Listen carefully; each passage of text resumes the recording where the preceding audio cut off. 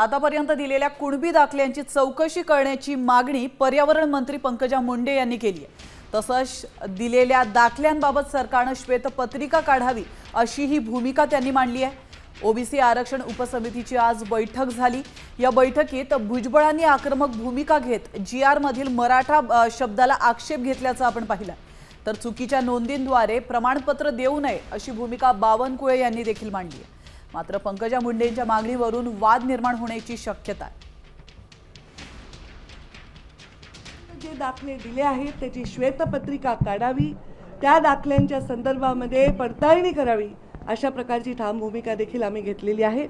यामुळे ओबीसी समाज हा मूळतः सामाजिक मागासलेपणा भोगतोय। त्यामुळे ओबीसी समाज खरं तर राजकीयदृष्ट्या सुद्धा मागासलेला आहे। मराठा समाजाला राजकीय मागासलेपण नाही, समृद्ध राजकीयदृष्ट्या मराठा समाज आहे आणि अशा वेळी ओबीसी समाजाच्या राजकीय हक्कांवर सुद्धा गदा येणार नाही या संदर्भामुळे त्यांना कुठलेही बोगस सर्टिफिकेट दिले जाऊ नये याबद्दल मात्र ठाम निर्णय आम्ही घेतलेला आहे। त्यांनी सांगितलं की 2 शासन निर्णय वेगळ्या पद्धतीचे त्यांनी सांगितले की त्या शासन निर्णयामध्ये त्यांना संशय आहे। त्यांना आम्ही त्या ठिकाणी पूर्ण शासन निर्णय त्यांनी वाचला, आम्ही वाचला।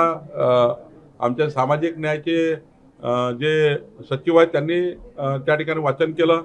पण आमचा सर्वांचा आजच्या बैठकीमध्ये एकच महत्त्वाचा विषय होता, चुकीच्या पद्धतीच्या नोंदीच्या आधारावर कुठल्याही अधिकाऱ्यांनी चुकीचे प्रमाणपत्र देऊ नये।